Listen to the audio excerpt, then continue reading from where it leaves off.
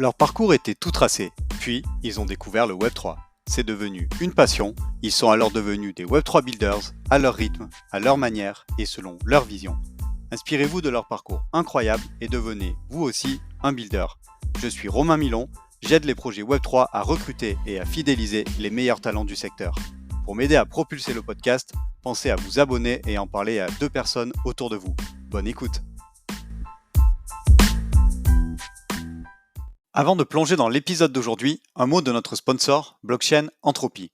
Vous lancez un projet Web3 ou cherchez à donner un virage stratégique à votre initiative, Blockchain Entropy est votre allié. Avec Vincent à la barre, expert en finance et spécialiste en management de transition pour projet Web3, vous serez guidé vers la réussite. Je travaille avec Vincent depuis près de 10 ans et son expertise est tout simplement incomparable. Pour transformer votre vision en réalité et propulser votre projet Web3, faites confiance à Blockchain Entropy, je vous mets les liens en commentaire. Et maintenant, place au podcast. Avant ce nouvel épisode, je tenais à vous préciser que nous ne donnons pas de conseils en investissement financier dans ce podcast. Je vous rappelle aussi que tout investissement dans les cryptoactifs et les NFT comporte des risques et peut entraîner des pertes en capital. Soyez prudents et faites toujours vos propres recherches. Bonjour à tous, très heureux de vous retrouver pour ce nouvel épisode de Behind the Chain. J'espère que vous êtes en pleine forme. Aujourd'hui, je suis ravi d'accueillir Christophe Lassuy. Il est co-founder et CEO de Request Finance. Comment tu vas, Christophe ? Très bien, enchanté et merci de m'inviter. Écoute, avec plaisir. Merci à toi de prendre le micro. Alors, comme tu le sais, on commence tout de suite dans le vif du sujet dans le podcast. Est-ce que tu peux me dire ce que tu faisais avant d'arriver dans le Web3 ? C'est vrai que j'ai eu une sorte de carrière avant d'arriver dans le Web3 comme directeur financier. Donc c'était mon premier job d'ailleurs en sortant de l'école de commerce. J'ai été directeur financier en Suisse, en Chine et j'ai managé 25 pays avec ce métier-là. Ok, et alors du coup, est-ce que tu peux nous parler de ta prise de connaissance avec le secteur crypto et blockchain au sens large Est-ce que tu peux nous parler de ta première rencontre avec cet univers ? Ouais, je me souviens exactement du moment où on a parlé du Bitcoin pour la première fois. Et c'était en 2011 et c'était dans le département IT de la société dans laquelle je travaillais. Et en fait, je parlais beaucoup avec les ingénieurs. J'étais très proche des ingénieurs. J'étais un directeur financier en fait technique, on va dire. À un moment donné, on a eu cette discussion. Tiens, il y a ce coin qui est arrivé, c'est révolutionnaire. Il va falloir suivre ça de près. Et je sais que quelques-uns de mes collègues suivaient ça. Et moi aussi, en fait, j'ai commencé à suivre, on va dire de moins près qu'eux, mais j'ai commencé à suivre à ce moment-là. Et du coup, alors, est-ce que tu peux nous parler peut-être maintenant aussi de comment petit à petit tu es arrivé dans ce secteur, on va dire de manière professionnelle, parce que bien entendu, on parlera dans le détail de Request Finance et de Request Network tout à l'heure, mais je sais que c'est pas ta première expérience entrepreneuriale, donc voilà, est-ce que tu peux nous parler aussi de ce chemin entrepreneurial dans le Web3 ? En effet, surtout que ma première expérience entrepreneuriale, c'était une société qui utilisait les cryptos et c'était dès 2014. Et en fait, ce qui s'est passé, c'est que j'étais directeur financier, j'étais proche du département IT de mon entreprise et je voulais monter une entreprise. En fait, mon objectif, c'était de devenir entrepreneur. Alors, on parlait souvent en fait avec les collègues de qu'est-ce qu'on pourrait créer. Des fois, on avait même des sessions tous les jeudis soirs même pour discuter de ce qu'on pourrait créer, ce qu'on pourrait lancer. Et à un moment donné, en fait, ça s'est fait comme ça. J'avais passé du temps en Chine. J'avais, en tant que CFO international, j'avais des problématiques de paiement internationaux et j'étais bien conscient des capacités techniques du Bitcoin pour régler ces paiements internationaux. Donc, quand on sait que pour une entreprise, ça prend 10 jours de transférer de l'argent d'une monnaie à une autre et de faire 10 000 kilomètres parce que ça passe par 5 banques partenaires avec le réseau SWIFT et en plus ça coûte 2%. Et qu'en parallèle, on a conscience d'une technologie qui s'appelle Bitcoin et qui fait tout ça pour moins d'un centime en moins d'une seconde, on se dit il y a peut-être une opportunité. Donc c'est exactement ce qu'on a creusé dès 2014. On a franchi le pas, on a créé d'abord un side project et ensuite on s'est mis à 100%. On a créé finalement une société qui permettait aux particuliers de transférer de l'argent d'un pays à un autre, de passer de Chine à France par exemple, sans être au courant que ça passait par le Bitcoin, mais en utilisant justement cette technologie très efficace. Donc ça nous a pris quelques temps, mais on est vraiment rentré dans la technologie pour ses capacités techniques. On n'est pas rentré dans ce milieu par rapport au trade, par rapport aux cours, par rapport à la bourse les up and downs et compagnie qui ont lieu là-bas en fait. Et ce que je trouve intéressant, c'est que du coup, tu es vraiment parti d'un point de douleur que toi, tu avais en tant que directeur financier pour faire des paiements internationaux et tu t'es dit, ouais, le Bitcoin peut être une solution, on va dire, efficace, pas chère pour réaliser ça, quoi. Exactement. Et c'était particulièrement intéressant parce qu'on avait des meet-up Bitcoin à Genève, des meet-up Bitcoin à Paris. Donc, c'est les premiers meet-up. Hein. Il y avait 5 à 10 personnes dans ces meet-up. Et donc, il y avait on va dire les 10 personnes les plus dans le milieu crypto en 2013, 2014, 2015. Et on imaginait en fait à quoi ça pourrait ressembler. On imaginait est-ce qu'il y aura que Bitcoin à l'avenir? Est-ce qu'il y aura plutôt des milliers de crypto-monnaies? Est-ce qu'il y aura des monnaies thématiques? Est-ce qu'il y aura des monnaies qui seront basées sur l'US dollar, ces stablecoins qui existent aujourd'hui? Et on n'a pas si mal imaginé les choses au final. Au final, il y a tout. Voilà. Yes, carrément.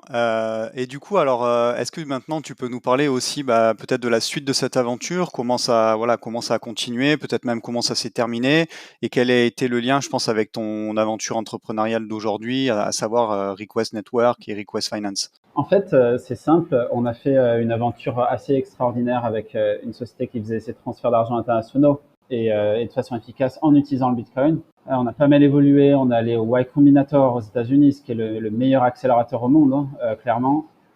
Et en fait, plus on avançait et plus on se rendait compte des connaissances techniques et des connaissances tout court qu'on avait dans le milieu de la blockchain et à quel point c'était rare et à quel point il y avait plein d'opportunités. On a fini par choisir une opportunité encore plus grosse que celle sur laquelle on était.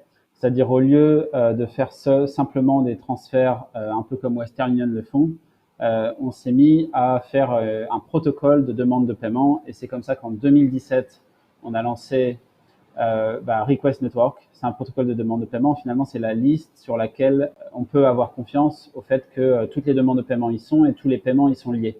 Et donc, en fait, il n'y a pas de fraude. Il y a vraiment immutabilité de ces demandes de paiement. Je passe, mais il y a vraiment beaucoup d'applications hyper importantes pour la finance d'entreprise. Et notamment l'antifraude, qui finalement la fraude c'est la raison numéro un pour laquelle les banques ne financent pas les petites entreprises.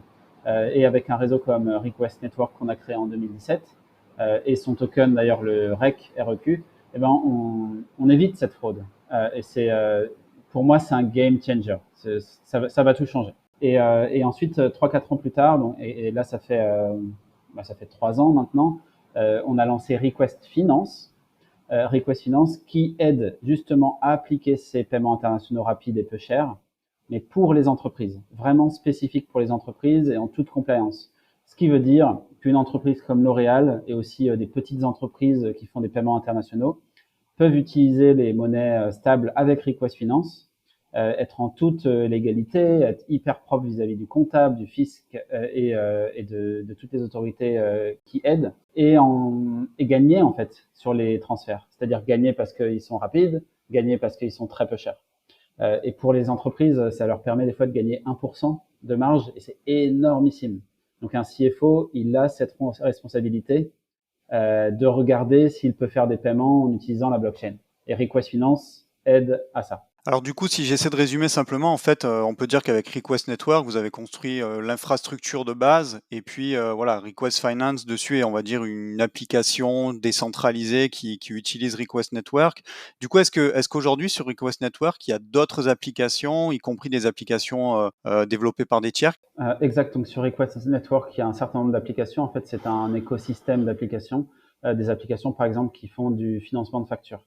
Et ces applications, en travaillant avec Request Finance, il y a un jeu de composabilité et d'interopérabilité entre les différentes apps. Ça permet de fournir la meilleure solution pour les entreprises en termes de financement. Et Request Finance en soi, c'est pas une petite app. Hein. C'est une grosse app qui a passé des milestones vraiment importantes, et une app de spend management. Et oui, en effet, elle repose en particulier sur la technologie de Request Network, donc cette technologie de demande de paiement, et aussi sur d'autres technologies. Donc Request Finance utilise la composabilité utilisent Chainlink, The Graph, et Request Network et d'autres. Du coup, est-ce que tu peux nous parler aussi justement, là je sais que tu parlais là à l'instant que vous aviez passé des caps importants récemment. Je crois que vous avez notamment passé les 400 millions d'euros ou de dollars de paiement dans l'application. Peut-être nous parler aussi du nombre de users que vous avez, les grosses références aussi en termes de clients. Les plus gros clients qu'on a aujourd'hui, c'est soit des entreprises Web 2 que je peux pas citer, soit des entreprises Web 3. Et dans les Web 3, il y a The Sandbox qui est dans le gaming une référence. Il y a Decentraland, il y a Axie Infinity, il y a aussi The Graph, il y a Phantom, il y a Near Protocol. En fait, on a vraiment des entreprises très très importantes. Je citerai aussi Alchemy ou Open Zeppelin. Et même des fondations qu'on peut pas forcément citer, mais qui sont là depuis très très longtemps. Et avec tous ces acteurs, donc finalement, on parle de un peu plus de 2000 entreprises tous les mois qui utilisent Request Finance pour payer soit des factures, soit des notes de frais, soit des salaires. Et en effet, on a atteint les 400 millions il y a peu de temps. En fait, on vient juste d'atteindre les 450 millions, ça va hyper vite. Et donc, ouais, on est à 450 millions qui ont été transférés, la plupart en stablecoin, pour ces paiements de factures, de notes de frais et de salaires. Bah écoute, ouais, c'est assez impressionnant en tout cas, voilà, toute cette liste d'acteurs de référence de l'écosystème. Donc ouais, bah, bravo à vous.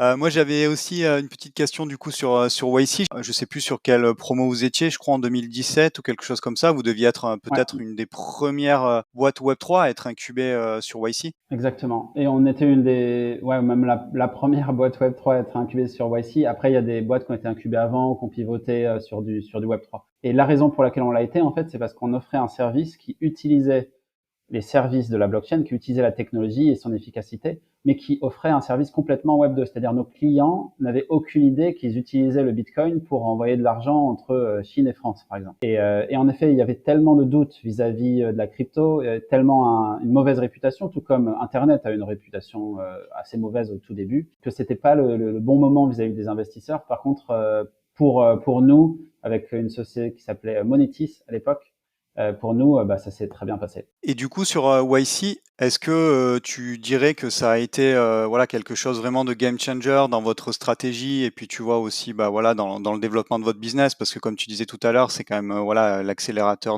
à l'incubateur de référence au niveau mondial. Voilà, est-ce que pour toi, ça a été vraiment quelque chose qui vous a amené au next step? Pour moi, le Y Combinator, c'est le meilleur investisseur et aussi le meilleur accélérateur au monde. J'en ai connu trois, hein, donc je les connais pas tous, mais il y a vraiment des références incroyables.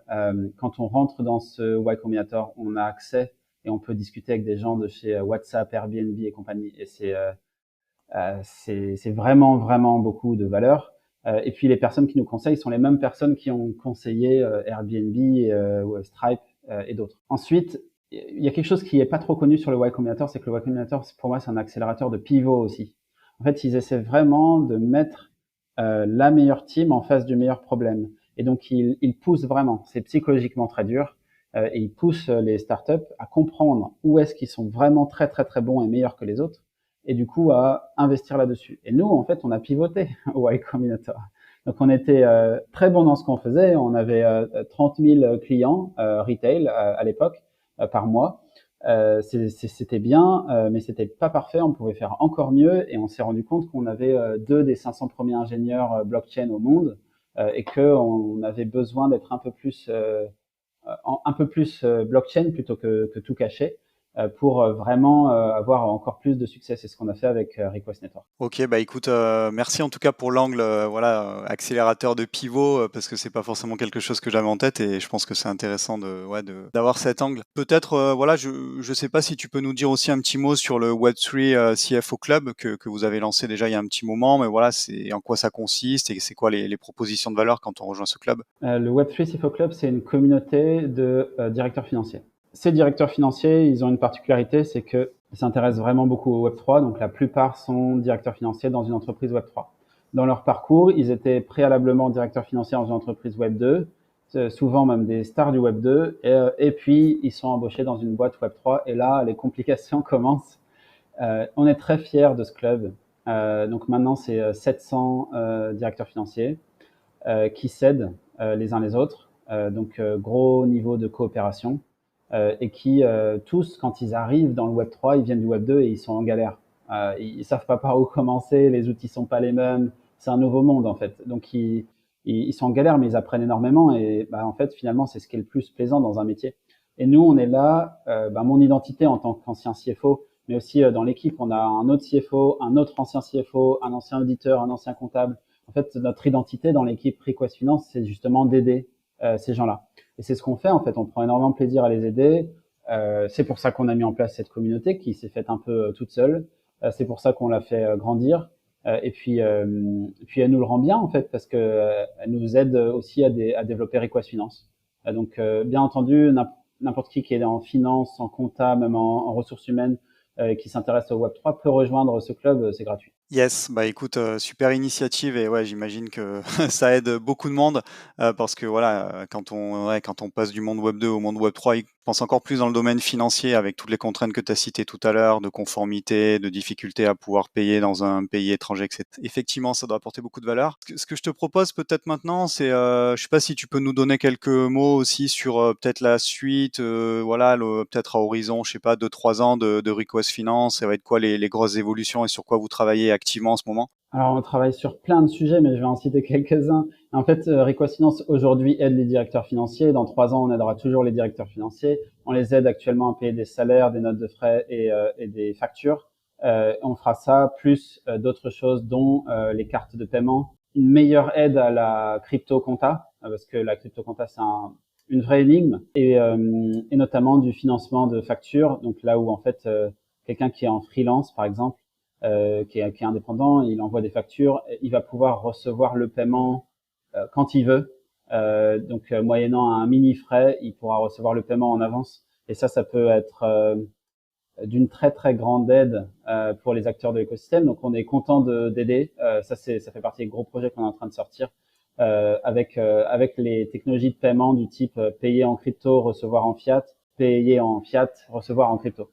Et donc finalement on débloque là où les directeurs financiers ont les plus gros problèmes, et on débloque tout ça un par un. Donc on peut s'attendre à ce que les projets dont je viens de parler sortent tous les 3 mois à partir d'aujourd'hui. Ok, bah merci pour les précisions. Alors, ce que je te propose pour la dernière partie du podcast maintenant, c'est qu'on vienne sur des questions un peu plus personnelles. Est-ce que tu pourrais me dire, toi, de ton côté, tu es là dans le game depuis très très longtemps, je crois 2014, tu disais tout à l'heure, voilà, qu'est-ce qui te fait kiffer au quotidien de builder dans cet univers Web3? Pour moi, il y a une chose qui est vraiment très différente dans l'univers Web 3 par rapport à l'univers Web 2 en positif.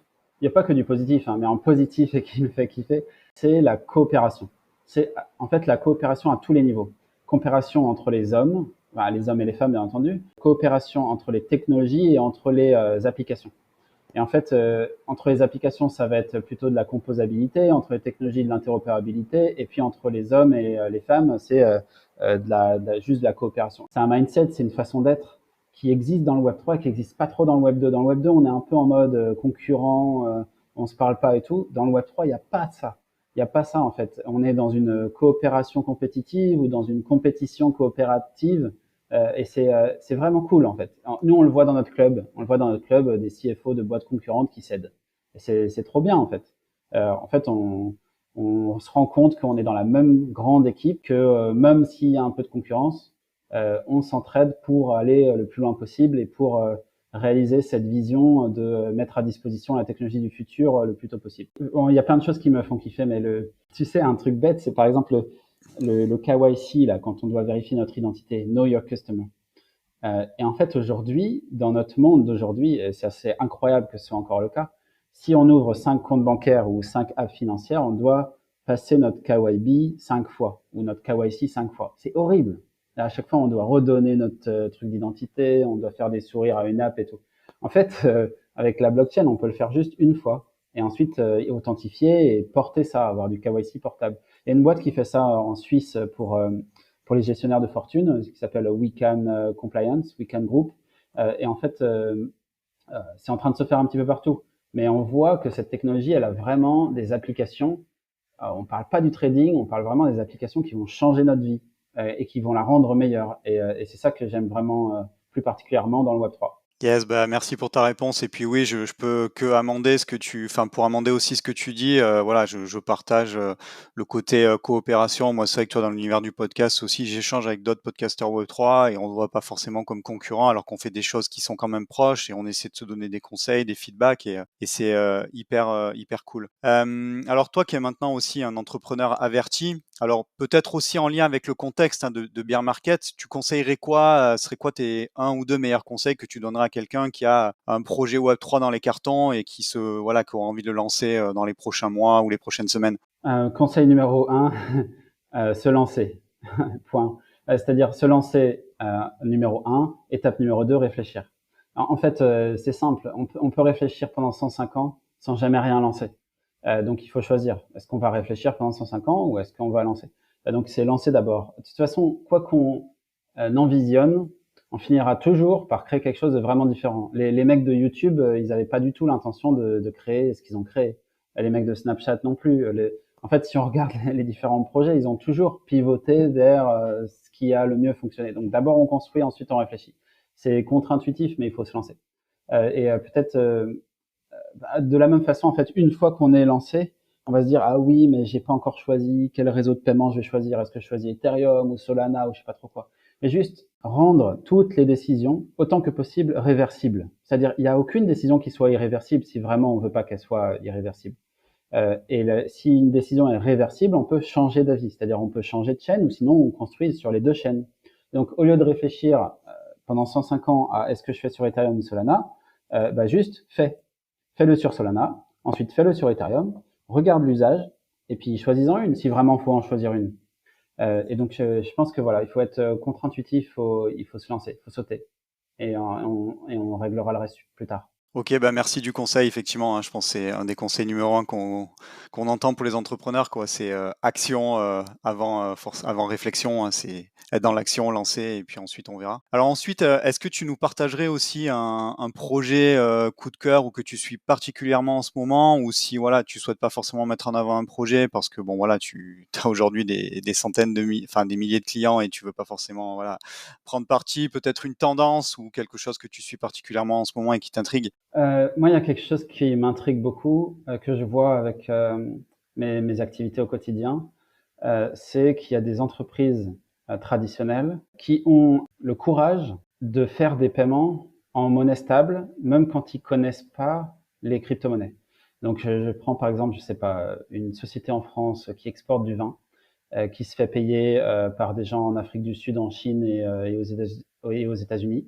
En fait, cette société, elle va avoir le courage dans la période actuelle où on n'est pas en train de dire la crypto sauve notre vie, les médias disent plutôt l'inverse. Ils vont avoir le courage d'utiliser la bonne méthode qui est je fais un on-ramp avec Circle par exemple pour un échange et derrière j'utilise Rico Finance pour facturer et en face ils peuvent me payer en stablecoin. Le résultat de ça en fait c'est qu'il y a un énorme avantage concurrentiel pour eux par rapport aux autres parce qu'ils reçoivent les paiements littéralement genre 30 jours avant leurs concurrents. Ils sont payés immédiatement en fait parce que ils n'ont pas de problème bancaire, de traçabilité ou quoi, ils savent toujours où est-ce qu'ils en sont. Et donc, les avantages de la blockchain, quand on le connaît en fait, c'est faire du business à la vitesse d'une transaction MetaMask. Donc c'est juste incroyable. Et le fait que ça se produise en ce moment, je suis époustouflé parce que en ce moment, il y a beaucoup de boîtes qui se disent non, en fait, je vais plutôt avoir un compte bancaire puis pas détenir trop de crypto. Mais l'inverse est juste aussi. Il y a beaucoup de boîtes traditionnelles qui sont en train de se dire, bah attends, je vais faire tout en crypto moi parce que c'est plus pratique et puis Swift ça me saoule, ça me prend entre 1 et 2%. Je sais jamais combien va être reçu. Ça prend 7 jours mais des fois 40 jours. Bon bah voilà, crypto, ça va me sauver la vie, ça rend les choses simples. Et je me dis, s'il y a cette adoption-là par des entreprises en ce moment, alors qu'est-ce que ça va être quand l'enthousiasme revient un petit peu. Voilà. Donc ça m'enthousiasme beaucoup moi-même.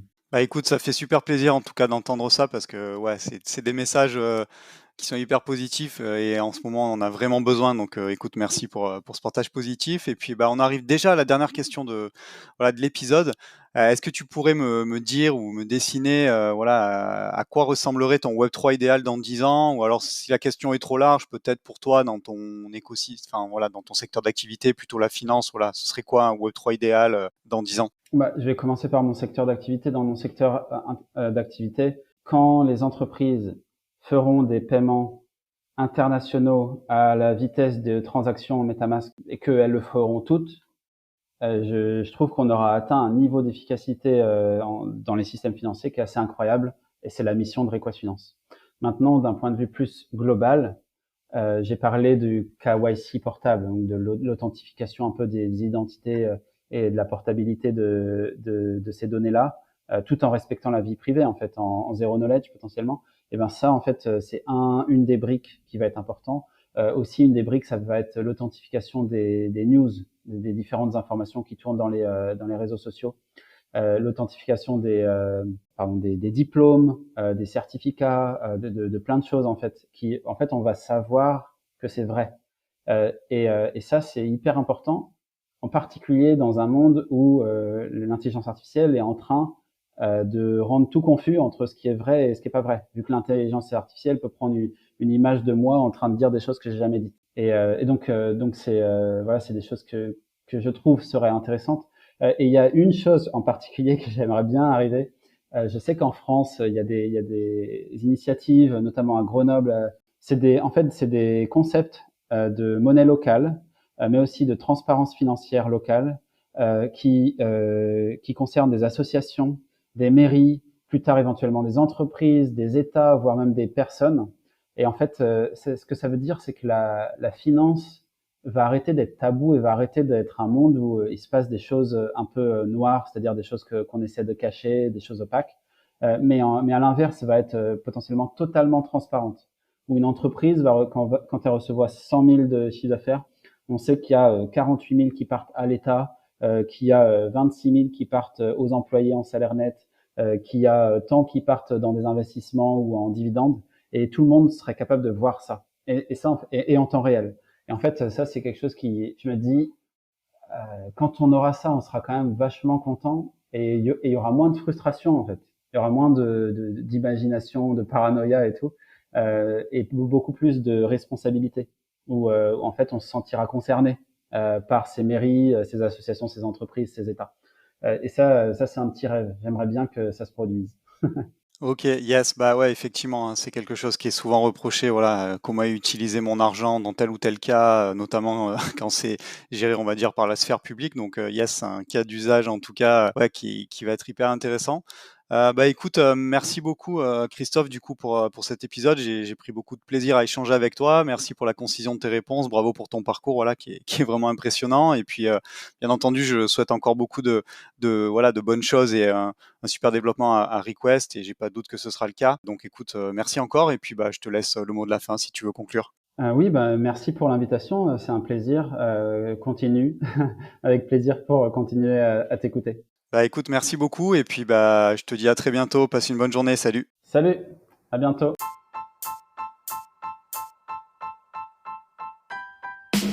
Merci d'avoir écouté cet épisode jusqu'au bout.